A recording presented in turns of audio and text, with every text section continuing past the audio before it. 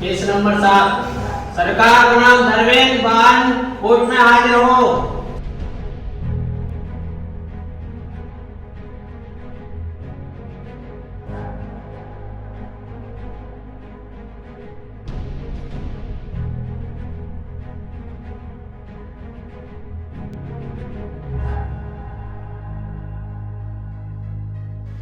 आपसे भगतराम पत्नी प्रमिला देवी एवं पुत्र धर्मेंद्र पर यह आरोप है कि आप तीनों ने मिलकर एक सामान्य आशय के अग्रसर में दिनांक 5/10/84 को प्रातः के करीब 8 बजे शेख मफतलाल की पुत्री एवं धर्मेंद्र की पत्नी डिम्पल के साथ लकड़ियों, लातों, मुक्कों आदि से बुरी तरह मारपीट की व गला घोटकर हत्या कर दी।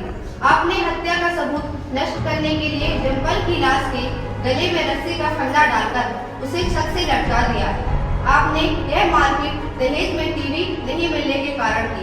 आपका यह कृत्य हत्या की परिभाषा में आने के कारण भारतीय दंड संहिता की धारा 302 एवं धारा 201 के तहत एडवोकेट मिस रश्मि पांडे आए और अपना बात प्रस्तुत करने की कृपा करें। योर ऑनर, मैं अभियोजन पक्ष की तरफ से अधिवक्ता हूँ। मैं इस केस में अपने मत प्रस्तुत करने की अनुमति चाहती हूँ। इस बात में बचाव पक्ष एडवोकेट मिस सीवी आए और अपना न्यायालय के समक्ष बचाव पक्ष प्रस्तुत करने की कृपा करें। योर ऑनर, मैं बचाव पक्ष की ओर से अधिवक्ता हूँ। मैं केस के तथ्यों न्यायालय के समक्ष प्रस्तुत करना चाहती हूँ। अनुमति है।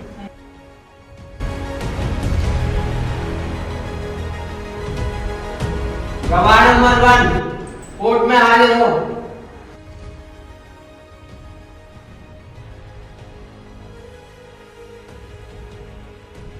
जो कहूंगी सत्य कहूंगी, सत्य के सिवाय और कुछ नहीं कहूंगी।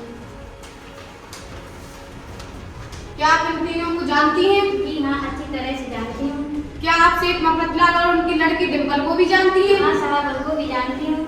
कैसे जानती हो इनको? सेठ मफतलाल की लड़की डिम्पल की शादी सेठ मफतराम की लड़की के साथ हुई थी। जब धर्मेंद्र का और डिम्पल का संबंध तय हुआ था, क्या आप वहाँ मौजूद थी? जी हाँ।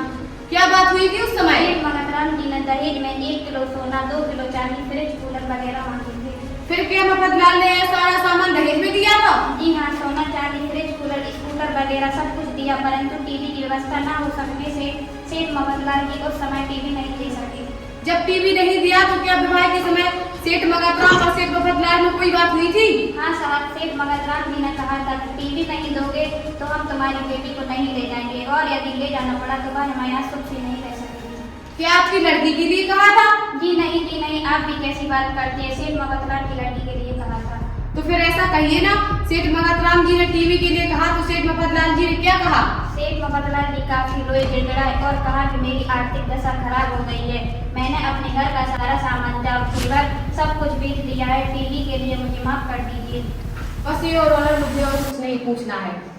हाँ अनुपमा जी, एक बात बताइए कि जिस समय सेठ मगतराम और सेठ मफतलाल के लेन देन की बात हो रही थी, तब आप वहाँ थी?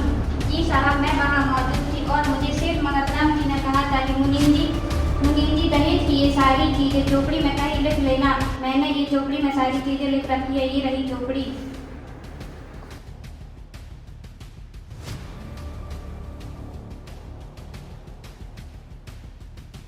अरे आपको कैसे मालूम? जी साहब, आप भी कैसी बात करते थे? मैं मुनीम थी। मुनीम सेठ जी के लिए सारी खरीद बिक्री करा दी थी। जिस समय सेठ मफतलाल जी द्वारा दहेज का सामान खरीदा गया था, मैं वहाँ मौजूद थी उनके साथ। सारे बिल मेरे पास पड़े, ये रहे उनके बिल।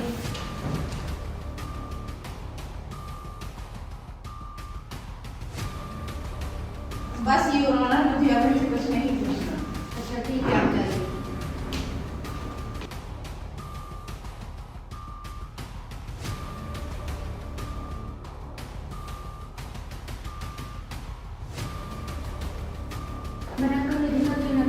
हिंदी दरियावी नाम करने पेश। क्या आपको हिंदी बिल्कुल नहीं आती? आता है, कुछ आता है। सरकारी वकील से पूछिए आप। पंडित जी, आप क्या काम करते हैं? पुजारी है, मंदिर में पूजा पाठ करता है, मोमबत्ती देता है और शादी कराता है। क्या आप सेठ मगतराम, मफतलाल, धर्मेंद्र और डिम्पल को जानते हैं? हाँ जानता हूँ, अच्छी तरह जानता हूँ। कैसे जानते हैं? हमने धर्मेंद्र और डिम्पल की शादी कराया था।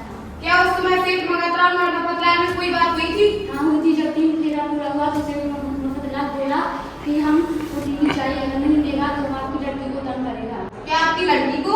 चीची कैसे बात करता है? आप हमारी लड़की को काय को काम करेगा? हम उसे मारेगा नहीं। मैं टीवी दिया क्या उसने? टीवी नहीं दिया। उस समय तो सेठ मंगत राम मान गया, लेकिन बाद में बोला कि हम आपको छोड़ेगा नहीं। फिर क्या हुआ? हुआ क्या, हम लोगों ने उसको समझाया, फिर बाद में लेकिन वो मान गया, लेकिन बाद में वह बोला कि हम तुमको छोड़ेगा नहीं। बस ये और मुझे और कुछ नहीं पूछना है। पंडित जी, क्या आप टीवी समझते हैं? देखा है क्या टीवी आपने? हाँ हाँ देखा है, जिस पर लड़के लड़कियां डांस करता है। पंडित जी, अदालत है। माफी चाहता हूँ।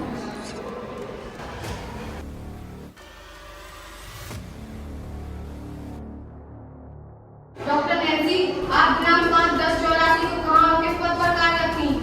दिनांक 5/10/84 को रायपुर क्या आपने उस दिन श्रीमती डिम्पल नामक महिला का पोस्टमार्टम किया था? हाँ, उस रात्रि को करीब 8 बजे लगे सबका पोस्टमार्टम किया था। उसके सभी बच्चों को सुनाने में सिर फटा हुआ था और गले में दबाने के लिए था। जी भी मिली हुई थी, ये सारे ब्राइटनेस बढ़ा दो। पोस्टमार्टम की रिपोर्ट के अनुसार डिम्पल की मृत्यु का क्या कारण था? मेरी राय में मुझे तो लगी गंभीर चोटों के अतिरिक्त मृत्यु का कारण ऐसी खुशियाँ हो सकता है। मृत्यु का समय बता सकती हैं आप? मृत्यु का समय पोस्टमार्टम के समय से 12 घंटे के भीतर का लगता है। बस ये और मुझे और कुछ नहीं पूछना है। देखिए डॉक्टर नैन्सी, श्रीमती डिम्पल की मृत्यु के पूर्व भी आपने उसकी चोटों का परीक्षण किया था। आपने अपनी रिपोर्ट में यह नहीं बताया था कि सिर की चोट या अन्य कोई चोट ऐसी थी जिससे डिम्पल की मृत्यु हो सकती, अर्थात वह जीवन के लिए खतरनाक थी। यह सही है कि मैंने अपनी रिपोर्ट में यह बात नहीं लिखी, क्योंकि श्रीमती डिम्पल की चोटों को देखते हुए उनका एक्सरे करवाया जाना आवश्यक था और एक्सरे होने से पहले ही श्रीमती डिम्पल की मृत्यु हो गई थी। देखिए डॉक्टर नैन्सी, आपने मृत्यु का कारण एस्थीसिया बताया था। यदि कोई व्यक्ति गले में फंदा डालकर खुदकुशी कर ले तो मृत्यु का कारण एस्थीसिया हो सकता है क्या? जी हाँ, हो सकता है। देखिए डॉक्टर नैन्सी, पोस्टमार्टम रिपोर्ट में मृतिका के गले के चारों ओर रस्सी जैसे निशान थे, एक तरफ ऊंचा है, दर्द है। जी हाँ।